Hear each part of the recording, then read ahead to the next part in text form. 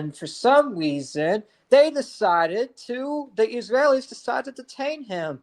And they even told him, hey, we are Americans. And they started laughing at him. He said, hey, I'm Congressman Will Khanna. They started laughing at him, saying, ha ha ha ha, we detained you. Ha ha ha ha ha ha ha ha ha. It's like they wanted to detain and arrest him, but it's like you can't arrest an American official. It's like, why is Israel our greatest ally detaining American officials, detaining our own leaders that we elect? We elect these leaders to represent us, and then when they do their jobs, Israeli officials are just detaining them. It's like, what the fuck? Like, why are we going to sit there and be allied with the country like that? Now, if no one else has any pre-perspectives, Torn can go ahead and play the video. Everyone good? I'm assuming so, since no one responded. Out of the West Bank, which was, I don't know why people are even surprised. But let's take a look right here. So, let's see if I can get a good video. Oh, that was on his end. Yeah, this one here. Yeah, that was on his end. I was like, what the hell? Who unmuted like that? In the West Bank, and it's the first time that I have really been acutely aware of being brown.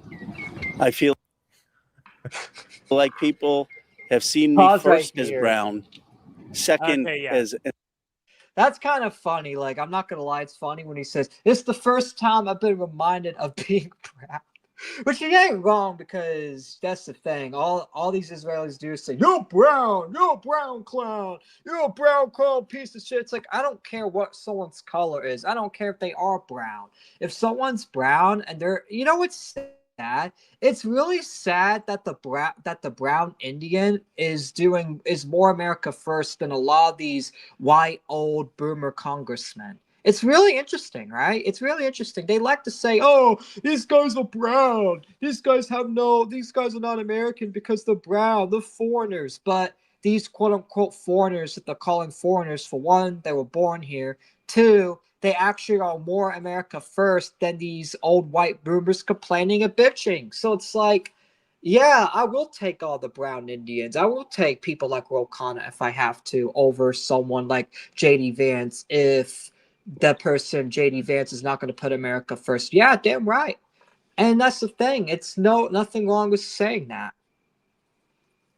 All right, you can continue. Alrighty. An American congressman. I mean, bro is brown, though. Like, not sure why he said that. And third, as an American citizen. I saw the arrogance in the eyes of those settlers, 21 and 22-year-olds with guns, laughing that they had detained us. The arrogance of those young IDF soldiers that my tax dollars are funding. So they probably were laughing because they probably knew who Ro Khanna was, because Ro Khanna is the famous congressman that got the Epstein files released. He joined in Thomas Massie on that. He's also very against foreign aid to Israel, Egypt. He's basically aligned with Thomas Massie on a lot of the issues against foreign aid, foreign influence, and stuff like that. And I feel like that's why a lot of these settlers already knew who he was, and they were laughing their ass off because they're like, oh, we get to detain Ro Khanna. It's like, bro, if the IDF truly gave a fuck about us, they would fire those settlers and fire them from the IDF, but they're not going to, because they're not our greatest ally. They're not.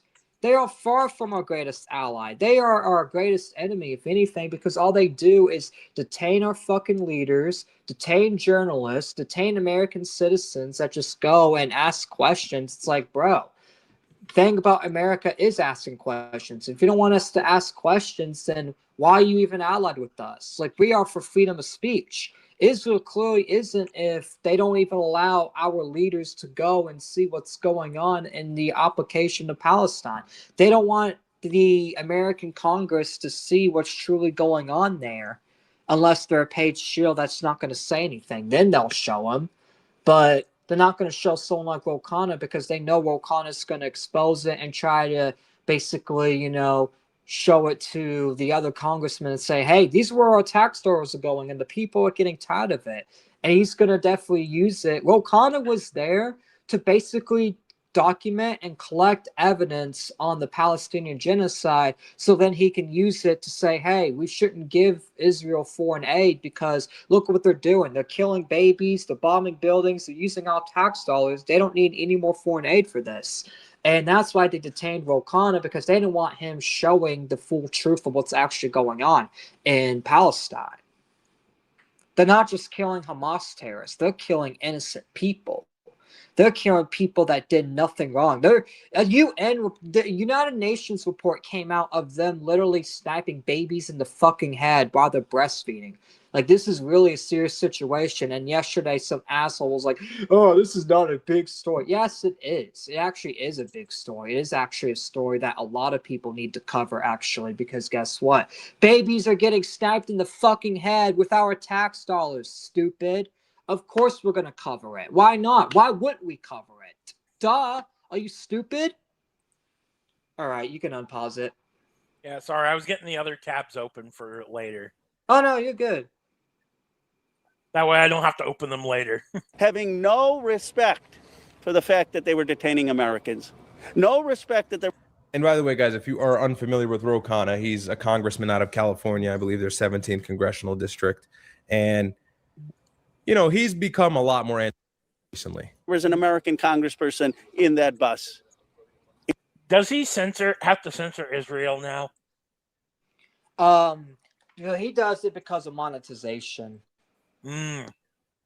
We're not getting monetized. And that's the thing. If I get banned over just saying the word Israel, then I'm just going to tell YouTube to go fuck itself and go to kick. I'm not going to be a slave to the establishment. Sorry. The Ravencast, that's what we're built on. We're built on not being a slave to the establishment. Like, if they're going to ban us for saying the word Israel, then I don't want to be on a platform like that. Like, come on. Israel's a fucking country. We have a right to say it. We have a right to call it out. We're not getting monetized, so I don't think it'll affect us. I've said Israel many, many times. Non-profit for life. Non-profit for life. Non-profit for life. I get my money outside of YouTube. And that's the thing. When I get big enough, I'll open a Patreon, but I'm not going to I have a nuclear take.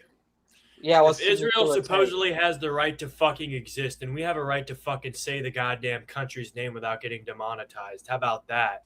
If you fucking make it to where we can't say the country's name without getting demonetized, then it obviously doesn't have the right to exist.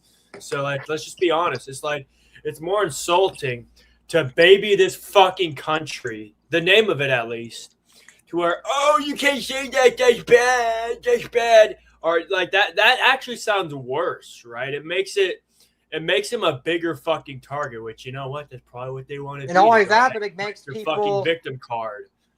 Like you said, if we can't even say the name Israel, then it's like, does Israel really have a right to exist? If we can't even say the fucking name? Every country has a fucking name. That's what gives it legitimacy. If we can't say the fucking country's name, then how legit is it? Oh, I go ahead and say it's probably not that fucking legit now. Wouldn't you guys kind of agree with that? Mm-hmm. So, like, maybe just fucking don't do that dumbass shit where you demonetize Also, I have people for saying his name. I have a nuclear take as well. When the Bible says "bless Israel," or you shall be blessed, and curse Israel, it's not talking about Bibi Netanyahu's fake version of Israel, because the verse later on says there will be Jews that try to claim the name of Jews, and that's the thing. We just got to worship the land. We don't have to worship Benjamin Netanyahu or the Zionists, because that's the thing. If we did, you would think they would be liking Jesus. They would be liking God. They wouldn't be promoting gambling, porn. I believe Israel is basically, I wouldn't say Israel is the nation of Israel as it stands right now. I wouldn't say that, because I don't really think that's been a thing for most of human history, right? It's only come back recently, right? What if Israel is just people who believe in God, who are the children, you know, stuff like that? What if it's just that? What if it's as simple as like people who believe in God and follow his teaching? What if that's the true Israel? What if it's just that's that the thing. Here's why I think it's the false Jews running modern Israel, right? Because these people that run Israel right now, they're not from the land. They're all from Europe. Benjamin Netanyahu's from Poland. He's not even born. He's not even a true Israeli. He's not even God's Israeli. He's not even the Israeli from the Bible, because you don't have no relation. Because people have done history into Netanyahu's families, and all they could find is both of his parents are from Poland. They were Jewish, but they were Poland Jews. They were European Jews. They were Ashkenazi Jews. They are not the Israeli Jews from that land at all. They're not. They are not. They are not from that land, and that's why I don't even believe that verse is accurate to Benjamin Netanyahu and the European Jews. And if it somehow is, I'll apologize when I die. But while I live, until I find full-on proof that God was referring to Benjamin Netanyahu in the Bible, I'm not going to support Benjamin Netanyahu or his fake state of Israel. Because I don't think, and that's the thing, I don't speak for the Heavenly Father or for Christ, but I don't think if Christ came back right now, he would be supporting Benjamin Netanyahu just killing children even after Hamas was defeated, right? Because that's the thing. Yes, because I already hear the story, oh, but God had children killed in the Bible. Yeah, but that's the thing. He had those killed because he can see the future of those children. Clearly, God's not telling Benjamin Netanyahu in modern day to kill the Palestinians. So it's like you can't make that argument because I don't believe they're telling Benjamin Netanyahu, oh, snipe kids in the snipe babies in the head at night while they're breastfeeding from the mother. In fact, Christianity would be so Keep talking, against I'll be that. right back. All right. Also, Wait. on the same note, they fucking paid for Hamas to exist in the first place. So it's like they really can't fucking complain now, can they? All right, Torn, hurry up though, because when you get back, you have to unpause. But we'll keep talking. But anyways, but that's the thing. It's like Hamas, though. It's just like they literally paid for Hamas to exist. They literally made sure Benjamin Netanyahu, out of his own mouth, if you watch that Tucker Carlson documentary, he out of his own mouth said, I wanted Hamas to survive so I can sabotage my other enemies. He literally wanted Hamas to survive to sabotage other Palestinian groups and to also make the Palestinian reputation look so bad to the point where people think they're a bunch of terrorists. It's all a massive gay up. Why do you think he goes after innocents more than actual Hamas terrorist cells? It's because why is he going after hospitals and lying, saying Hamas is there when they're not there? It's because his true target is not Hamas. His true target is not Hamas. His true target is the innocent civilians because he wants all of them gone so he and his people can go. All right, you back? Okay, I'm back. Yeah, I'm back. Welcome Sorry back, about that. friend.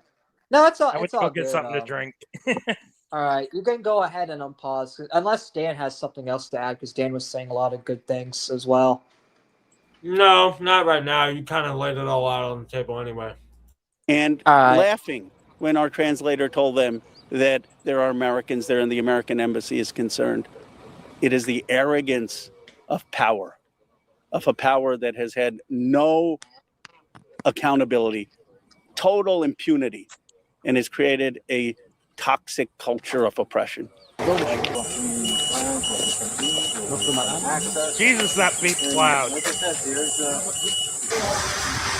Yeah, pause. I've been tased before. I might have to turn it down a little on my end. Jesus. No, the beep. Hold on. You actually don't have to because that's the only time the beep happens. Well, it wasn't just the beep; it was the whoosh, wind from the wind too. Yeah, you can turn it down. Just make sure stream can still hear it, obviously, because I want to make sure. I'm gonna put it about half. Yeah. If it's too loud, if it's too quiet, chat, just let me know. But I don't think it will be. But just don't put a half. Just put it 75% if you can. Because I want to make sure they hear Rokana. I want to make sure they hear Rokana loud and clear because he says a lot of factual things. Oh, there you go. That should be good. Play it. We've met with officials. Okay, that's good. We've gone to Ramallah, met with the president Abbas, but I've never really gotten to meet Palestinians and seen the occupation from the eyes of Palestinians. Pause. And it was See, that's the thing, right? He's met with the Israeli government. He's met with the Israelis. He's met with Ramadan. He's met with all these other governments, right? But he's never got a chance to meet the Palestinians. See, that's another thing, too. That's how you know because he met with the Israelis. He wants to meet with the other side. He's like, look, I met with one side already. I feel like it's good and in Americans' interest if we get to hear the other side, because clearly Trump's not going to go talk to the Palestinians. Neither is fat ass Vance or Cuck Rubio or any of them fucking retards. They're not going to go talk to the Palestinians. They're not going to go and ask them what's really going on. They're not going to go do the research on the ground. So someone out of the American leadership, Congressman Khanna, is, and guess what? He gets punished by our greatest ally. It's like, come on. How do people still think these people are greatest allies when they have done so much shit against America, so much shit against our country, so much shit against our nation? These people are not our greatest ally. They are our greatest enemy. Enemy. Literally, greatest enemy. And I know a lot of people be like, oh, Triton, this is retarded. Oh, Triton, you're wrong. Oh, Triton, this. Oh, Triton, that. Oh, Triton, you're lying. It's like, shut the fuck up. You know I'm telling the truth on this subject. You guys know I'm right on this subject. So how about you guys shut the fuck up, sit the fuck down, and listen. And actually listen to what I say. Because that's the thing. A lot of these MAGA people will say, no, Trajan, you are wrong. Will Connor's just a brown clown. He's just a brown crown traitor. It's just like, for one, J.D. Vance is literally married to a brown crown. He has brown clown kids, and yet you guys are not going to be mad at JD Vance for that, but you're going to be mad at Will Khanna. That's because she's an Indian. Will Khanna's you know what's weird? Will Khanna's an Indian too, but yet they call him. Oh, they call him out. I thought he was Middle Eastern. No, he's Indian. He just sympathizes with the Middle Eastern, but no, he's Indian. In fact, I actually know someone IRL that is actually related to him, but they don't talk to him like that, though. But I'm going to try to get an interview with him sometime, because I feel like Will Khanna says a lot of the right things, especially with this Israel-Palestine stuff, because it's like, that's the thing. He's actually, it's not like he's being one-sided, right? It's not like he's just meeting the Palestinians and didn't meet with the Israelis. No, he's met with the Israelis many times. He's met with them. He's tried to hear them out, and all they do is try to censor him and tell him to fuck off and fuck you. So it's like, of course he's going to meet the other side, because one side's being rude and assholes and trying to get him to resign his seat out of Congress. They've already went after his partner, Thomas Massey. You know, Will Khanna and Massey had a good unity coalition going where they united a lot of Republicans and Democrats. Now that coalition's gone because they took out the Republican that united us with the Democrats and actually, got us to get along on some issues. So obviously we'll never get along with Democrats on every issue, but the most important issue, the Zionist control, Massey and Will Khanna got everybody united on that, got all the young people united on that. Now it's like, now Massey's replaced with fucking douchebag Galloway, and it's like, I don't think that unity is going to be there anymore. And that's why I was saying off air yesterday, if James Fishback ends up losing, I'm just going to vote the other side. I'm voting David Jolly, and I don't give a fuck. Oh, you voted Democrat. You're betraying us. You're going to the other side. Boo-hoo. Who gives a fuck? These people play both sides all the time. All the MAGA people, they all voted Hillary Clinton against Donald Trump. Mark Levin, J.D. Vance, Marco Rubio, all these people voted fucking Democrat, so why can't I? They voted Democrat against Trump when it's in their own special interest. It's in my own special interest to vote Jolly against fucking Byron Donalds or Jay Collins or whoever the fuck wins. If it's not Fishback, I'm voting blue. All right, you can unpause it. Important to me to have an uncurated, extensive look at the human toll of occupation. And look, what's his motive in doing this? He's a Democrat. And what have we seen from the Democratic Party in the last few months? A lot of rhetoric. I know we have the DSA, we have the Mamdanis, we have all the people he endorsed that won their elections in their respective areas, but even the Democrats as a whole, Joaquin Castro, a congressman from Texas, proposed a letter to the Trump administration getting them to admit and acknowledge it has a nuclear program. This was a month and a half. And this is why I'm going to be voting Democrat in the 2026 midterm, especially if Fishback or Baker or any of the America First Republicans lose, is because guess what? It seems like so far on the Israel issue, the Democrats have been our closest allies on that. Now, on the LGBTQ stuff, the gaming stuff, they're not our allies on. The Republicans are allies on that. But in terms of Zionist control, it seems like a lot. Now, there are boomer Democrats that are still pro-Israel. There's and boomer radical Republicans that are still pro-censorship, too. Oh, yeah, exactly. In fact, there's a lot of Gen Z Republicans starting to be pro-censorship as well. But you know what's weird? Gen Z, a lot of Gen Z leftists are actually becoming more pro-free speech. You know what's weird? Hunter Biden did a sit-down interview with Nick Fuentes, which apparently they just released a trailer, but when that interview gets released fully, I'll probably react to it. But Hunter Biden, Joe Biden's son, did an interview with Nick Fuentes and platformed Fuentes, and it's like, so you're saying Joe Biden's What a strange son world is, we live in. Joe Biden's son, the crackhead piece of shit, is more pro free speech than the Republicans? Because you don't see Donald Trump sitting down with Fuentes. You don't see Vance or Rubio or any of them sitting down. You don't see Don Jr. sitting down with Fuentes. But Well, Trump and Kanye did, but they kind of threw him to the fucking wolves. Oh yeah, Trump threw him to the wolves after Hunter. But you know what's crazy? People have asked Hunter Biden that, and you know what Hunter Biden said? He said, "Look, I don't agree with Fuentes on everything, but I'm not going to say fuck Fuentes. The only person that I will ever tell to go fuck themselves is Donald Trump." He literally said out of his own mouth that Nick Fuentes was a better person in his eyes than Trump. That's how bad the Trump administration failed.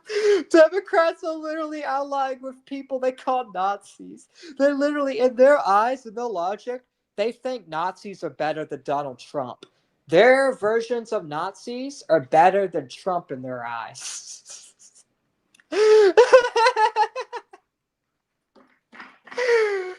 So that's how you know this fucking administration's fucked up. It's like you got the right, the alt-right, and the alt-left all working together.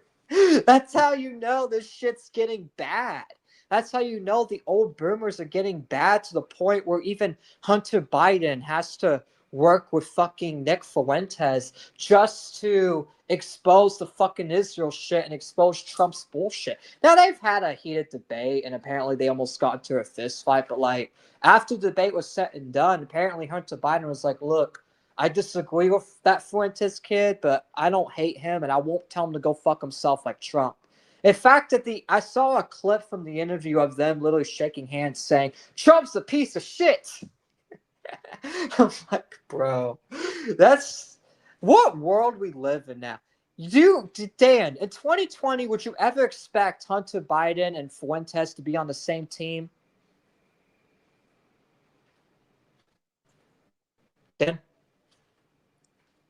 Dan? I guess he's busy. What? What's up? I said, would you, in 2020, during COVID, would you expect Hunter Biden and Fuentes to work together in 2020? I have no idea. I'd have to see what their campaigns are focusing on, their promises, and if they actually.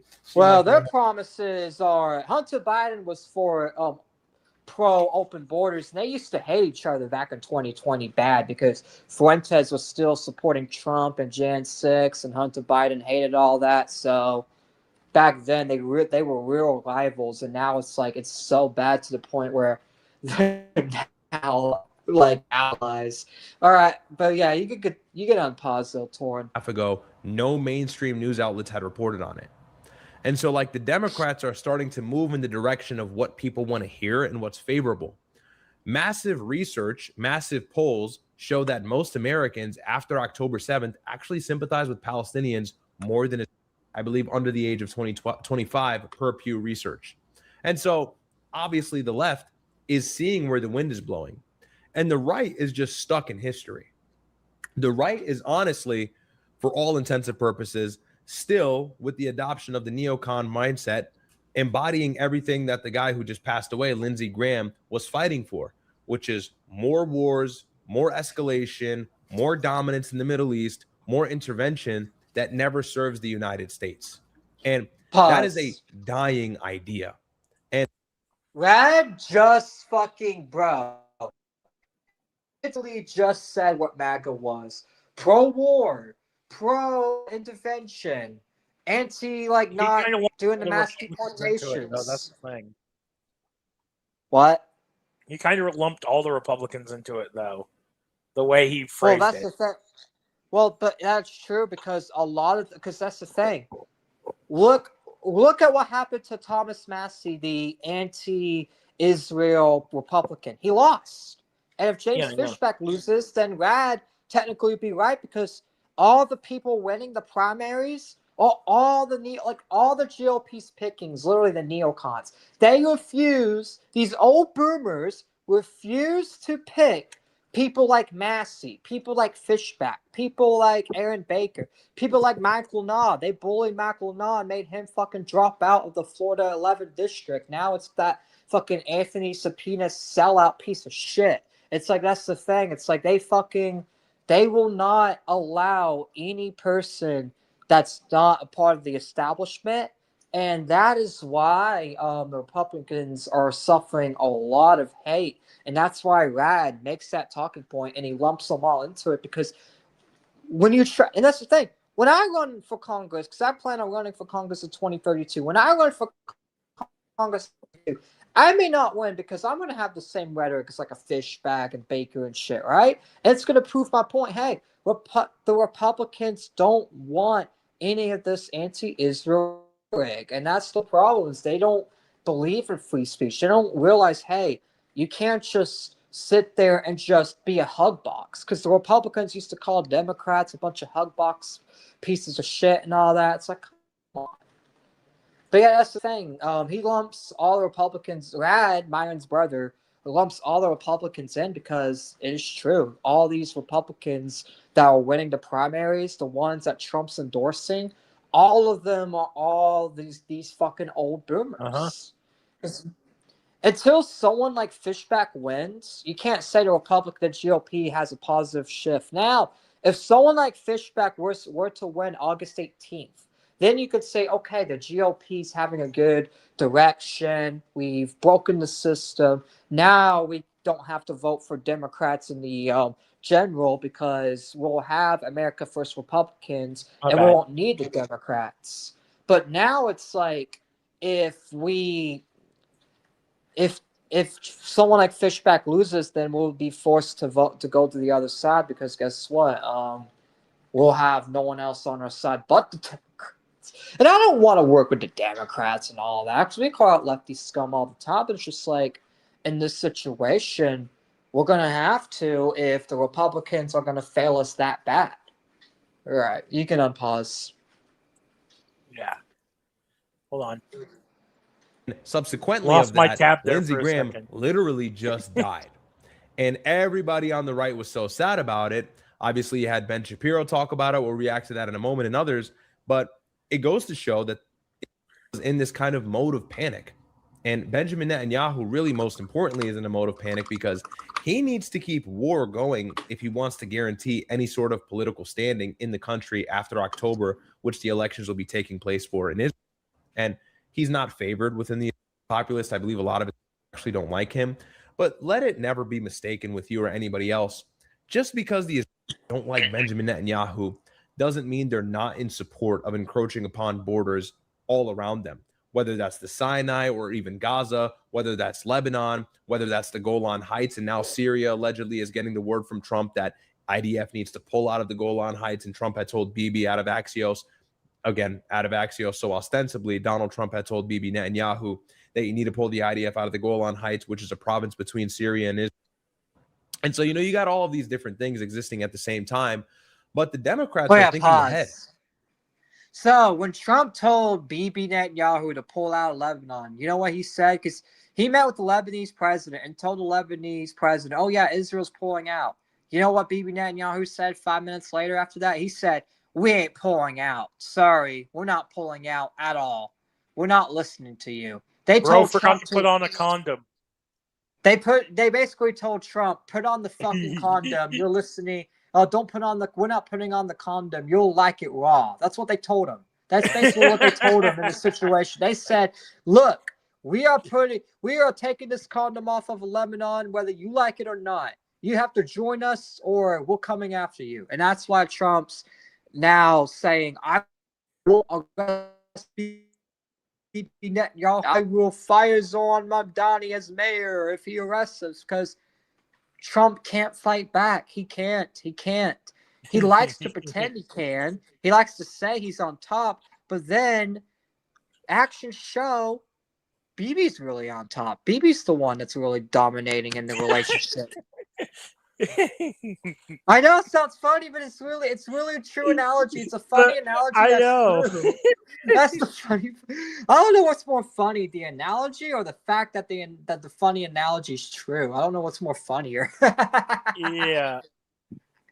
Oh wait, that was all an analogy? I thought it was real. Oh no! It was no. It is real about like the Lebanon. About the Lebanon I know. I didn't realize we were still playing into that joke.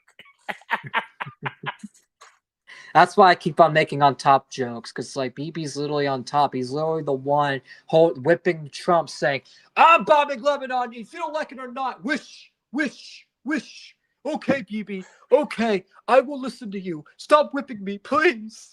Remember when they gave Elon Musk the fucking black eye because he said Trump was on the Epstein files, and then all of a sudden he met with Israelis the next day, and then out of that meeting he came out with a black eye, and then he's pro-Trump again. And that's how you know these people are getting bitched behind the scenes. They're literally getting bitched. You got motherfuckers coming out with black eyes. Motherfuckers can't even get their greatest ally under control. It's like, bro, the whole Trump second term is a big disaster. It's probably one of the biggest messes we've had. I'm not going to lie. People may not like this, and that's fine. Biden was a little better, because at least, even with dementia Biden, he didn't fucking sell out this bad. Like, at least he told Bibi, even in his dementia, he came out. You know what's weird? Biden came out of his dementia for 1 second and said, "Listen, Bibi, I know I'm a demented retard and I don't know about anything else and I fuck up on everything else, but I'm not going to let you kill these Palestinians." And then I feel like that's when the clone came, because I'm not going to lie. I feel like Biden, because Biden, like at the 2023 thing, he was really like going like, and even went on an interview and said, "Look, I can't support this."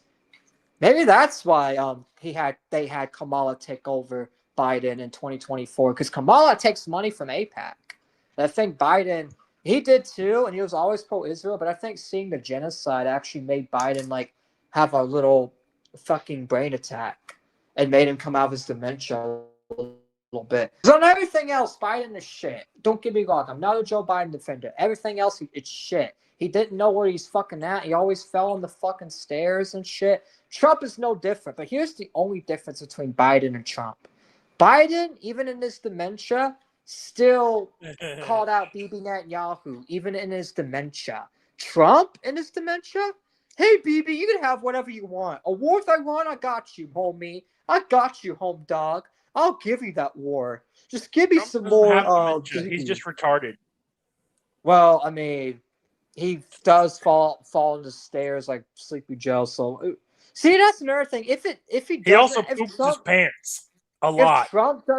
If Trump doesn't have dementia, then doesn't it make it a whole lot worse that he's willingly doing all this? When a guy with dementia literally didn't want to even intervene with it. Because here's something that I could say Biden was smart on with the Iran war, right? Whenever Israel was attacked, here's all Biden did. He sent interceptors, intercepted the missiles, and told the troops come back home right after. He never got us into direct war with Iran. All he did was go defend Israel, come home. I feel like if Trump just did that, I would be fine with that, because it's like, okay, yeah, you gotta go defend our allies, so go intercept the missiles, but don't get us directly involved. And Iran never attacked us for intercepting the missiles, because he did it in a way where he just said, "Hey, look, we're just defending our bases." And he did it in a way where I feel like was way more better than now, because at least when Biden was doing that, just intercepting the missile and full-on attack? Was we in war? No. Was Iran even talking about going to war with us? Not really. But under Trump, he kept on saying he's going to bomb them and get directly involved, and then now we're in war. And now we may be in a full-scale war because the peace deal fucking fell, and now we're bombing them again. And they're now begging us for like a third time to send ground troops because they keep on saying, just send the ground troops already. We're ready. Send the fucking ground troops, cowards. You won't do it. It's like, bro, at this point, we're going to be in a full-scale war, and it's going to all be MAGA's fault, and it's kind of going to be people like myself's fault because I voted for Trump. And that's why it's like, we can't make the same mistake of voting for this because then you vote for shit like this. But continue. Okay. They're being progressive as in their term, as in what they're coined as progressives. And they are now starting to understand, to earn votes, to earn favoritism from Americans, you are going to have to be against American interventionism in the Middle East, and you're going to have to humanize the Palestinian plight, the Palestinian struggle. Khanna is doing that exactly. And there is a lot of rumor through the grapevine that he may run for president in 2028, very likely. And as I've said before, and I hope I'm right, Biden is a brainless clone created by reptilians. That could be true, but at least even that brainless clone of a reptilian didn't get us into war with Iran. So, if anything, it's like, look, like I said, am I a Biden supporter? No. He had dementia. He made a lot of terrible decisions. He was very anti-Christian, a lot of the fucking rhetoric. He kept on spreading, LGBTQ stuff in schools. He kept on, he was a lot more anti-free speech. He got a lot of people banned. He tried to get Charlie Kirk arrested. Biden has done a lot of shitty things, and I'm not pro-Biden. But however, we can't sit there and say Trump is any better because Trump's done the same thing, just different people. Yeah, he didn't go after Charlie Kirk, but he went after Nick Fuentes. He literally went after his own friend, Alex Jones. He literally went after Alex Jones and backstabbed Alex Jones and helped the radical Democrats to go after Alex Jones. So can we really say Trump's on our side? No. See, here's the problem, right? Biden is the enemy we know. Trump is the person that we thought was our friend, but that turns out to be another enemy. At least Biden, we knew he was a piece of shit the whole time. We knew the election was rigged. We knew he was a bad leader. So we expected all the trouble, right? That's why it wasn't as bad because everyone knew Joe Biden sucked and everyone expected it. And that's why life was way better.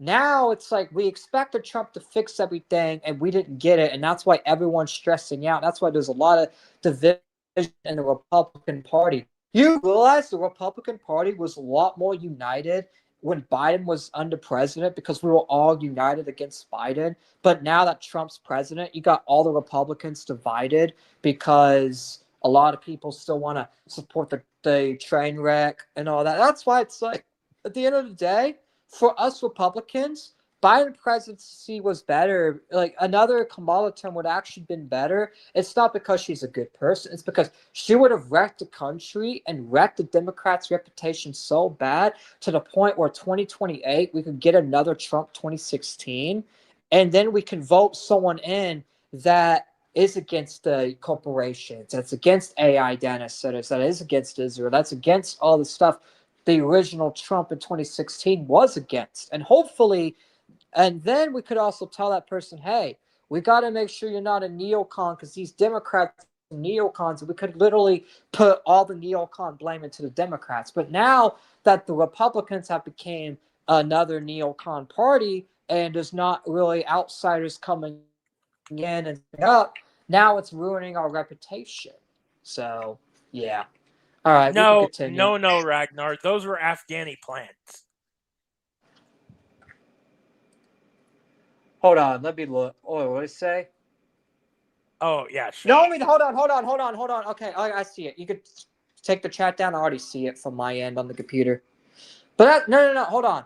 You realize a lot of those protesters were Afghani plants, Afghan refugees that were paid off by the CIA. And I know it sounds conspiratorial, but it's literally true. Like, you could literally look it up. A lot of them say, oh, yeah, the CIA told me to do this. The CIA told me to do it. How come at the leader of the Iran Supreme Leader's funeral, how come like 4 or 5 million people showed up with Iranian flags if the Iranian people want to be free?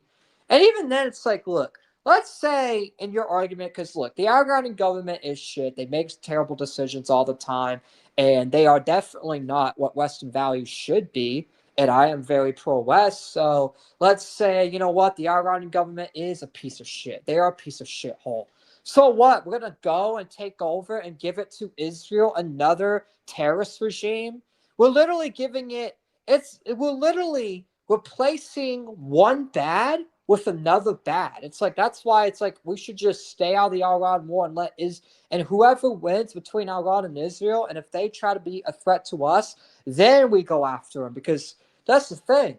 America could take them down easily with nukes and shit, but it's just that's the thing. It's like this war has just been such a catastrophe because we haven't even done any of the goals. We have not done regime. Another thing too is how come Trump wanted to free the Iranians, but then he said he was going to nuke the whole country? Remember on Easter morning, he went on Truth Social and said that a whole civilization's going to die. You know that includes the people he's freeing, right? How is he going to kill the civil? He never cared about freeing the fucking Iranians. That was all a fucking lie. Bibi spread that first, said we got to free the Iranians, but it's like, free them for what? And not only that, but are you going to govern Iran? No, you're just going to make it to another project for Israel, just like Venezuela. Remember, they tried the same thing with Venezuela, saying we got to free the Venezuelans from Maduro, and then we do that, and guess what? America doesn't even get the oil first. Israel gets the oil. We was promised oil and all that, but yet oil prices are still up. In fact, the only thing that really benefited from Venezuela's Israel. Not only that, you realize the American National Guard's not in Venezuela. You know who is in Venezuela right now? The IDF. The IDF's literally is in Venezuela right now, and I'm sure if we went and did a Venezuela, let's say we could do in Venezuela, and because another thing you got to understand, Maduro was more like the Iranian IRGC, right? They already had this plan. That's why the old man just didn't even hide because he was already dying and they already made his son the leader to begin with. Yeah. Maduro was just a fucking idiot because Maduro had Cuban officials guarding him and they were all stupid, didn't know where to fucking aim, and that's why they all got killed instantly because Venezuela's stupid. Like Maduro leadership was so fucking. That's why I don't even believe Venezuela would even been a threat to the U.S. because Maduro was so stupid. He didn't know how to command an army. And in fact, he had Cuban officials command it, and a lot of them were just fucking drug addicts. Because you got to think, a lot of the drugs come from Cuba, and a lot of those dealers, they drive their own shit. And it's like, that's the thing. But another thing, too, it's like, look, if this was for American interests, I'd be supportive of it, but I don't support these foreign endless wars because it's not for American interests, and it's clear it's not. It's clear it's for Israeli interests, and that's why I'm so against these wars. It's not because I'm pro IRGC. In fact, I wouldn't even want to fight the wars either. Why do we have to fight a country's war? The only thing is if they get attacked, we defend them. And at least with Biden, it's like whether you like him or not, like I said, I hate all of his other shit and I'm not defending him. But in that one instance, he was right because here's what he did, right? When Iran attacked Israel, was raining missiles on Israel, what did Biden do? He went and told him, look, go in, intercept the missiles, and come right back home. They did that, and guess what? No American soldier got injured. 18 Americans are now dead in this war. And I know people say, oh, that's a low number. It's like, bro, when Biden was doing this, not a single one of us died from Iran. Now 18 of us are dead because they're hitting our bases. They're actually doing a lot more damage to us because we're in this war. And now we're probably going to have a lot more die, especially if we do ground troops. A lot more Americans are going to die. And it's just like, we don't need more Americans to die for Israel's defense. Not only that, especially when Israel fucking hates us. They don't like us. They don't even like Western culture. they want just to push goy slop and all this shit. Yep. Let's continue the video. Yeah, I want to say something actually. You know how they talk about how the leftists talk about imperialism and colonization and bullshit? Yeah. That's exactly what Israel's doing. They're coming in, taking over places, and putting their people there and replacing the populace there. Exactly. It's literally. What do you call a group of humans? An infestation. And that's why, as well, like Europe's having like a big, huge Muslim migration problem as well, because these Israelis are going to these people's countries, telling them, like Syria and all these countries, going to their homes, saying, "Hey, get out, go to Europe, go fucking rain hell on them. We won't kill you there, but if you come back here, we'll kill you. You can go terrorize Europe, and we already let them know that you're gonna go terrorize their shit. They'll give you special treatment." But you have to do what we say first. That's what they actually fucking do. If you go look it up, that's literally so many documentations of that. So it's like, look, as much as I do criticize the Muslim migrants for invading the Europe countries, because just because someone comes and takes over your land doesn't mean you should do it to someone else, because then the cycle just repeats over and over and over and over and over and over and over again. But however, it's like, you got to understand, like, if in order to destroy the Muslim migration problem in Europe, you got to understand what's causing it. And what's causing it is all these fucking foreign wars in the Middle East created by Israel. And if these wars didn't happen, people wouldn't be leaving their homes. In fact, they'd be going doing Sharia law and all this fucking disgusting stuff in their own region. And we would never have to see that disgusting immoral shit in our regions ever. But these people keep sending them here. And that's why, it's just, all right, you can unpause the video if you want. Wrong, by the way. I actually do hope I'm wrong. I feel like they have a really good chance to win in 2028. If there's any time where it's possible, it's in 2028. And why? Because Trump made so many mistakes. Trump has made so many mistakes. He's made it increasingly easier month after month in this whole entire administration that's been a shit show for Democrats to weaponize talking points against the GOP and the right as a whole. ICE killing people, ICE being lazy and lousy, the deportations not even being at the numbers they're supposed to be at. And so Trump never actually delivered on that. And then he started a new war in Iran, the big, beautiful bill. Here's why I use this video as a source, because Rad calls this shit out like I do from a right-wing standpoint. And that's why I use this video, because he makes a lot of good points from a right-wing standpoint. And I want to push that, because that's the thing. I am not making these points from a left-wing standpoint. I'm making it from my own right-wing, someone that's been in this party my whole life, someone that's grew up conservative my whole life. I'm making these points from a conservative standpoint, not from a libtard standpoint. And a lot of people like to slander people like me, Myron, this guy, Myron's brother, Rad, Sneeko, saying, "Oh, you guys are making lefty talking points." No, we're actually making conservative talking points, actually, because that's the thing. Like Rad mentioned up here, why are people mad at Trump? Oh, because ICE killing people. ICE is not doing enough deportations. They are not they're not doing mass deportations. Do you realize ICE is not even doing car stops anymore? Like, Trump's completely failed on the deportation issue. ICE picks and chooses who they deport. Yeah, they don't even deport all the illegal. You realize they don't even deport the illegal Indians? Trump actually told ICE to leave those people alone because those people are actually good people, to only go after the criminal. Trump only says go after the Mexican criminals. He doesn't even say go after people that are coming here illegally, people coming in stealing jobs, all the Indian scammers coming in and ringing America's cell lines to scam people. Like, he doesn't go after them. He only the trash Armenians that come in and steal our businesses. Yeah, he doesn't care about any of them. He only cares about the Somalians because it's a right-wing issue. And he can't even fight against the Somalians. They're still in Minnesota.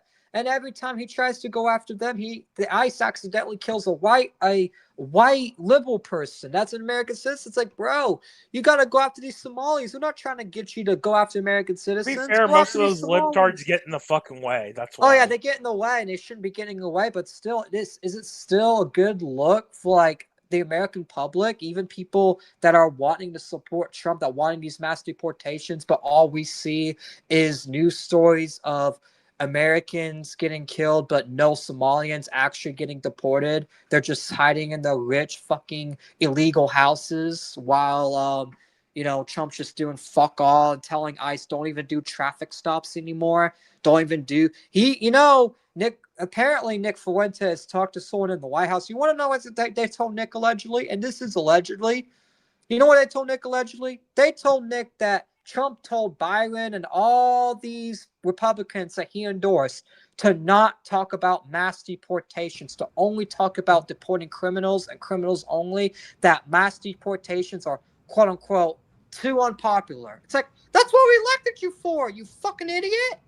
We elected you to do mass deportations and get rid of all these people. Yet you want to give it up? Really? See, that's another thing. Here's what's different. One more point before I tell you to unpause the video. One more point I do want to make, because this is important. Here's the difference between me and a leftist, right? I'm saying they're not doing enough mass deportations. A leftist is saying, don't do deportations at all. Don't do deportations at all. That's immoral. That's inhuman. It's like, we're clearly different. It's like, I don't even know why people let me in. If a leftist says deportation is anti-human, they're the most retarded fucking person on the planet Earth. Especially since they that is the most people they don't agree with. Hold on, I want to actually make an argument. It's actually one of the most human things you can do, right? If they're talking about humanity be based on showing motherfuckers mercy, that's one of the most human type things you can do. Because let me tell you, before deportation exists, they would just fucking kill you and fucking throw your ass in the river. Okay? They do that to North. Did they actually do that? Africa. They do it in North Korea. Hold on, they do it in North Korea too. Oh, you can't even leave North Korea either. They'll kill you. You can't even leave. See, they kill you for entering or leaving. Like as soon as you're born in North Korea, you're stuck. And if you're not born in North Korea, you're not welcome unless you're coming in giving a propaganda tour of how Kim Jong-un's the greatest leader. And even then, they're gonna fucking off camera treat you like shit and say, you didn't say this enough. Get the fuck out of here or we'll kill you. Oh yeah. Guys, listen. Yeah, listen to me very carefully. I think we should do more deportation. Does that make me a liberal saying they're not doing it enough? Well, if that makes me a liberal, then I must be a motherfucking deranged fucking liberal, I guess. Because we aren't doing it enough, okay? It's not wrong to say that. And people are like, oh, that's so mean and evil. How could you say that? They're people too. Yeah, they're, I mean, yeah. Oh, wait, we're calling them people now? But, I mean, jokes aside, like, motherfucker, they're coming. I mean, I'm not saying deport people who are already citizens. I'm saying deport motherfuckers who don't even belong in this fucking country. It's not that fucking hard. Exactly. Don't deport people. Because that's the thing. Let me ask the leftist libtards and even the fucking MAGA people, right? Let me ask everyone listening, everyone on the panel, everyone in the chat, everyone listening, right? Everyone that's going to watch us, whatever, right? Watching us in YouTube clips, whatever, right? Let me ask you this. If someone's in your house and they're in here illegally and you don't fucking know them, are you going to let them stay in your fucking house? No, you're going to either fucking kick them out or shoot them. Exactly. Oh, yeah, even the liberals will do that too. That's the worst part. They're going to act like they wouldn't. They totally fucking would, and they have. So why the fuck are we going to allow these people... Not only that, but Charlie Cook actually made a good argument on the whole immigration issue. He's like, you realize it's a disrespect to the legal immigrants that spent years coming in and actually becoming citizens, and yet you're just going to come in here illegally and you expect to be treated like a legal citizen? No, there are people that are so proud of themselves that they're finally able to be legal citizens without getting deported, and then they see these fucking douchebag drug addicts snorting coke on the streets, and they're like, how did these cokeheads get in here? Why did I have to file the fucking work into coming in? Like, what's the point of a legal citizen process when there's people coming in sniffing coke and just coming in and just coming in freely and no one's doing anything about it? It's like, it's no point. You might as well just abolish the legal system at that point. It's like, and I don't think we should. I feel like people should just, respect the legal system, and we should force people to respect our system. And if you don't respect our system, then kindly leave America. Don't be here then. If you don't respect our rules, look, we don't force you to follow our rules because you can, unlike North Korea, you can leave. You can give up your citizenship, even if you're born here. If you don't like what's going on here, you can give up your citizenship and fucking leave. And I'm gonna be real, if the Israel shit gets so bad, I may fucking leave eventually. I don't know. Like, that's the thing. It's like, Where would that's you go, an option. though? I don't know. I mean, I'll probably go to Jordan or go somewhere like, either Jordan, like basically a country that's like friendly to Christianity, and like countries that have like more Christian synagogues and stuff, so I can go and like pray and actually even if I don't leave, I may not leave it because I'm not gonna lie though, like I may not leave America, and here's why: it's because I actually do love this country, and instead of shitting on it and giving up on it, I want to make sure I die trying to make my country great. And if I have to die for making my country great, I will. Like, fuck it, I want to make my country better. I want to make it to where we have freedom of speech, to where everyone is, getting along, and actually, we're not giving our tax dollars to genocidal terrorists. All right, let's unpause the video and try to get through it so we can get to the bricks Yeah, and we're minifigs only thing. almost 6 minutes in out of 27 minutes. Well, hey, Was let's be comprised of real though. There's a Thomas lot Massey of once again. hold on. Hold on. Before you unpause it, there's a lot of commentary, so this segment may be a little longer than the bricks and minifigs thing, just because there's a lot of stuff people don't know, and that's why it's longer. But you can go ahead and pause so we can get Yeah, through but it. we've been on for an hour now. We're only 6 Don't minutes worry, in. we won't go through Went the whole against the video. big We won't beautiful go bill, through the whole and video. then Trump came out on Truth Social, berated Okay. him, and said, "Oh, he's pro LGBTQ, he's pro transgender, pro tranny, pro mutilation of our babies. Get Thomas Massey out." Who's Thomas Massey? Thomas Massey was one of the only congressmen every single time there was a vote for legislation to go against foreign aid to Israel, and not only to Israel, to Egypt, to other countries. He's not a fan of foreign aid across the board. A lot of people don't know that about Thomas Massey. And he Pause. actually is the embodiment of prioritizing. See, this is why I'm pausing a lot, because this guy fucking makes a lot of good points, because he brought up a really good point. They want to say, don't vote for Khanna, don't go for Khanna, he's a Democrat, that's betraying your own party. Okay, let's put Thomas Massey in the primary. No, we can't. He's America first. We can't. Okay, then why are we going to vote for you if you're not America first? If we actually give you an option and you just reject it, and you put in a douchebag like Ed Galloway who says he loves Epstein, then okay, yeah, we're going to not like you. We're going to not like this party anymore. Like, these people stupid? Are these people dumb? Yeah. Yes. All right, you can continue. The country and not cucking ourselves out for our Middle Eastern ally, our greatest democratic ally in the Middle East, that being Israel.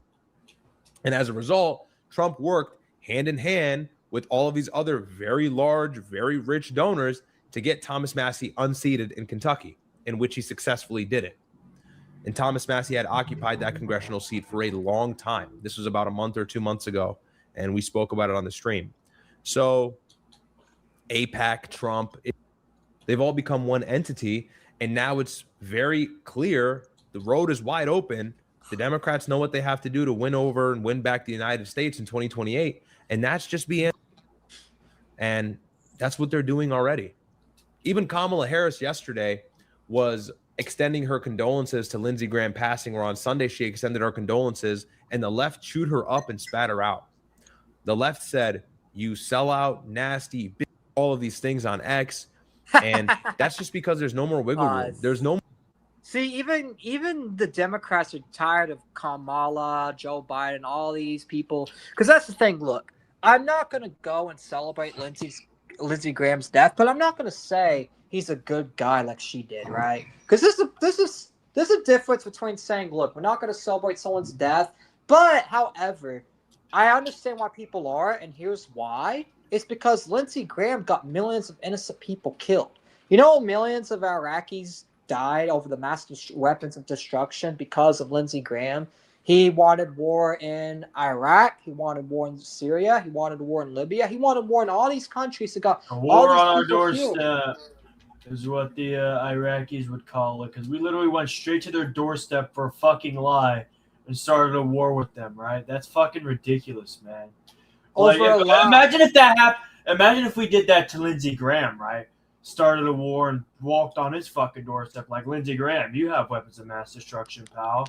Well, imagine we did that to that motherfucker, huh? Imagine it. He Oh, would cry victim. He would literally be like, "This is unconstitutional. I don't have weapons of mass destruction." Hey, no, I'm Bibi, saying help like me. if the Iraqis had the ability to do the same shit They would. we did to them, right? Will you think Lindsey Graham would be doing that bullshit again, getting millions of people killed? Fuck no, okay? He'd probably He hold only- his fucking tongue. And He only did because he got away with it. No one's. He's and never. he did get away with. Well, technically, yeah. I hope he's in. I mean, I know this sounds bad for somebody who just died, but because of that, I hope he's in hell. Not because of the. Not because of the fact that he told us to go to war with the Iraqis. No. It's because he fucking lied to us and got millions of people killed in a war that was most likely could have been solved diplomatically more than anything, right? Not just one war. He got American citizens killed too. There were so many people all over the world directly and indirectly affected by that fucking war. And it's just this motherfucker gets to fucking die peacefully or as peacefully as he can go, right? I It's ridiculous. Fuck it. Here, let me say this, right? Because I kind of have the same take as you, but it's kind of different because it's like at the end of the day, it's the father, and I'm just gonna say this. I hope the father judges Lindsey Graham fairly. I hope he judges him fairly, and I hope he gets him on the warmongering. And even if he does end up letting him to heaven, I hope he at least lets Lindsey Graham know, hey, all this warmongering you did was wrong, and reminds him and actually, if his soul is saved and it's just a demon, that because that's the thing you gotta understand. It's like, who knows? Maybe Lindsey Graham, before a politician, was a good person, but then when he became a politician, he just let the demon control him, and all that was a demon. It doesn't justify his actions, but I just hope that the Heavenly Father judges him as fairly as he can. And that's all you can really hope for as a Christian. It's like, it's not supporting his actions. I just hope he gets judged fairly. And if it was me, I probably think it's fair to send him to hell. But who knows? Maybe the Father has a different plan for him. I just hope he gets judged as fair as possible. And I know the Heavenly Father would, so I'm not even worried about that, because God's not going to let that get away, especially if he knows you're not doing it for him and you're doing it for, your own selfish interest to stay rich. He hates that.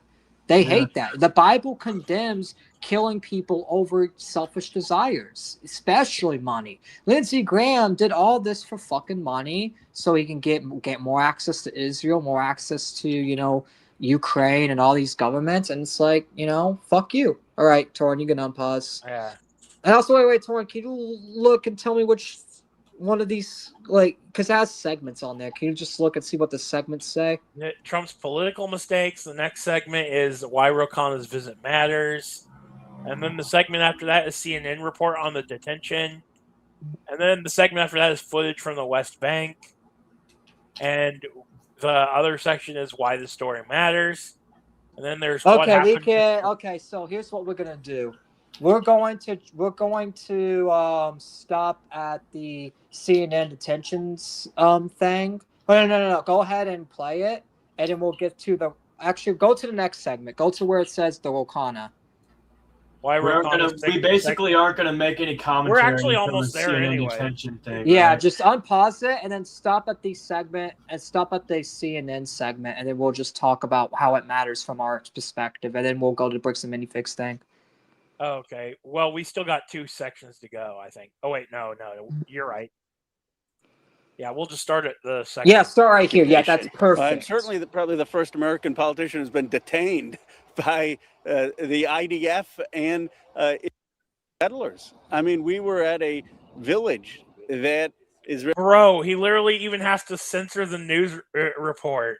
Yeah, because of the monetization, because they will literally fuck you over in the That's how you know, it's like Israel's super corrupt, because they are not even letting people say their name because they know that people will be that critical of them. Because that's how you know they're in the fucking wrong. They know they're in the wrong.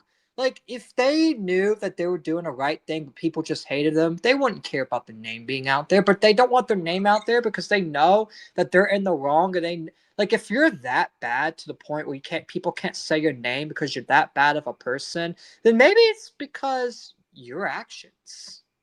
Yeah, you're gonna pause. Israeli settlers had destroyed.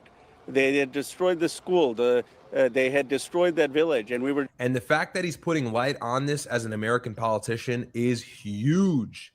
This is something that an American politician would never do before. You know, back in, I think, 2015 and 2014, Obama was condemning the settlements and saying, hey, they're illegal according to international law. And Benjamin Netanyahu hated him for it. And that's all he did. He condemned something that it was doing illegally according to international law and law, which is occupying Palestine. You realize Obama still kissed the wall, and he never even really criticized Israel. That was his, same with Biden. Obama and Biden's only criticism was, hey, this occupation is illegal because of international law, and Bibi hated, and they hated them for just that. Even if you give a small criticism, they hate you. Yep. Right. Also, settlers, like I was saying, an infestation. Better send the damn B-2 bombers in the dark night and bomb the damn shitholes to the ground. See, that's the problem, though. It's like, we could do that to these people, but then it's like, if we do that, then these Israelis are just going to nuke the entire... Because that's what they said. They said, if Israel's ever in danger, we're just going to nuke the entire world and take the entire world with us. That's what Ben Gvir said. He said he's going to take the entire world with Israel if we even try to bomb Israel.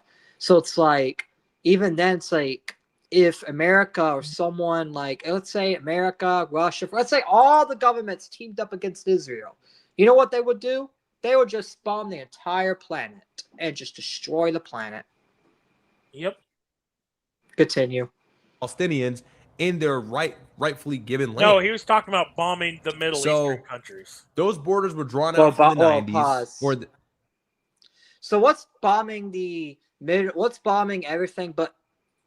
Oh, not talk about bombing Israel, but well, so why are we going to bomb these? By the way. So I know that's Ragnar, but why? I don't know he has a different opinion, and different opinions are welcomed on this, obviously. But it's like, why are we going to bomb the Middle Eastern countries when they're not really doing anything wrong, not influencing the American government? It's like, it literally, if we bomb the Middle Eastern countries, you know what happens? Greater Israel, and you know what Israel's going to do? They're going to be like, oh, we got the Middle East. So let's go expand it to Europe. Let me give an argument that Ragnar is actually going to listen to, right? Because this is how it's basically it, right? You bomb the Middle East, right? You get more of the people you don't like coming to your fucking country because their fucking little whole continent that they fucking live in doesn't really fucking exist anymore, right? If you actually bomb it to the fucking ground, well, that doesn't guarantee all of them die. And the ones that don't die are going to have to go somewhere else, and you're going to have to let them in, all right? Now, you can say, oh, we don't have to let them in. Regardless, your fucking leaders are going to do it anyway. And guess who your leaders are paid for? Israel. So I'd say just the whole reason why we're even having these problems is mainly because Israel is telling us to bomb these countries, and that's displacing the people who are in the Middle East and forcing them to go elsewhere. That's why we're in this fucking situation, right? Fucking Iraq, before we went over there and bombed the shit out of it, it was getting very close to looking like like a modern day version of fucking like it was looking like a Middle Eastern, it looked like the West pretty much, right? Like fucking the West. It had malls, it had resorts, it had all that shit. We bombed it. Guess what? The rest of the Middle East is pretty much the same way now, right? Actually, I mean, that is the issue. I feel like I actually got something, right? Okay, so they're already infiltrating. Hold on, wait. I got something, right? Why doesn't Saudi Arabia? Because Saudi Arabia is helping Israel bomb all these Middle Eastern countries, right? Why doesn't Saudi Arabia take all these Muslims in then? Like Saudi Arabia wants to, because that's another thing. Saudi Arabia refuses to take these people in. It's like, that's your own people, dude. It's not that's black really and white. Muslims. It's not black and white. Like I say, it's not black and white. Ragnar thinks it's not. You got to get rid of all of them and it'll solve the problem. No, then somebody else becomes the problem. The people we're already fucking talking about on a world stage, the Zionist Israelis. Wait, hold on, Dane. I don't mean to cut you off, but I want to respond to Ragnar's comment, right? Yeah. He said, if you think they're not, look, you want to know why we're against this war? Because these people are infiltrating these governments, and you want to know why these people are the mass immigration issue? Because that's another thing. In order for Europe to fully stop the immigration problem, they have to first tell Israel, be like, listen, we're not accepting. They have to. All these countries have to go and say, look, we're not taking any of these immigrants in. And if Israel comes in and tries to pressure them into it, they just got to say no. If you keep You want to pressuring know to why? You want to know why they're accepting it? It's because Israel has dirt on them. Because yeah, Israel has all dirt these on people are them. connected to the man with the island. Yeah, they're all. You know, one of Keir Starmer's closest ambassadors was best friends with Jeffrey Epstein. A lot of Keir Starmer's ambassadors were, and that's why a lot of these people are defending the Muslim migration. It's not because they like the Muslims, it's because it's part of the Israel's plan. Because they're like, look, we don't want these people in the Middle East, so you take them in, and then once we're done taking the Middle East, and then we're gonna go clear out these people out of your country. But then, you know what Israel's gonna do? They're like, since we cleared all these people out from your country, you're gonna have to give us your countries. And then guess what? The whole world's Israel. So yeah, you really think bombing these in fact, if you bomb these Middle Eastern countries, more immigrants are just going to come than there already are. You have to in order for you to send these people back, Israel has to stop bombing these countries, and then all the European countries have to say, look, your countries are not bombed. Now all of you, mass deportations, get the fuck out of here. That's how I would do it. I would be like, listen, Israel, you better stop bombing these countries. If you're going to bomb these countries, then Saudi Arabia and your fucking allies can have them. We're not going to have them. Europe needs to stop being pussies, because let's be real. Look, as much as you could blame the Muslims, you have to blame the European leadership as well, because they could tell Israel no. They could tell the migrants no. They can close all the borders down and say, look, we're not taking you guys in. This is not our war. We didn't bomb your country. They bombed your country. Go to Saudi Arabia. They fucking helped. Go bother the Saudis. Go bother the Israelis. Don't bother us. That's the problem. That's why. And like you said, Ragnar, instead of defending the mass immigration, these European countries need to fucking have some balls and say, listen, we're not taking any more of these people in, and it's your problem, not ours. That's how I would do. If I ran a country, I would say, look, these mass migrants are not my problem. They are your problem. Go bother Saudi. Not if I was, let's say I was Keir Starmer, I'd be like, don't bother the UK about it. This is not a British issue. This is your issue and a Middle Eastern issue. Go bother the damn Saudis, because that's their own people, and I don't care if they can't accept them. That's your problem. Go figure it out. All right, you can unpause now. Also, he responded again. All right, let me read it real quick. All this has started in 2015 already. Yeah, but by who? Israel. And not just Israel, but Israel, Saudi Arabia, the Gulf countries. You realize a lot of these Gulf countries are not letting these people in because the Gulf countries are trying to be in the Abraham Accords, and they have to apply the Abraham Accords. And the Israelis want Europe to, because that's the thing. I'm going to explain this real quick. Hold on, Tony. Let me explain this real quick, and we'll unpause the video, right? No, I was saying read the rest of the comment first. I know I will, but I want to explain this. And so Trump and the U.S. are not the reason for. I never said Trump and the U.S. When did I ever say Trump and the U.S.? It was the German Chancellor Merkel and a left-wing shitbags who let them all over here. Well, yes. Who are they paid for? Who are they paid for? And not only that, but where did Netanyahu go when Iran struck Israel the first time? Oh, wait, Germany. So, yeah, there's a clear connection between them. In fact, that's the first place Netanyahu ran to, was Germany when the war happened. In fact, some people say he's still hiding in Germany right now. I don't know if that's true, but I do know for a fact, because baby Netanyahu admitted it because he came out in the video. He literally went and hid in Germany. Here, that's the reason why. It's because they know they're disgraceful shitbags are.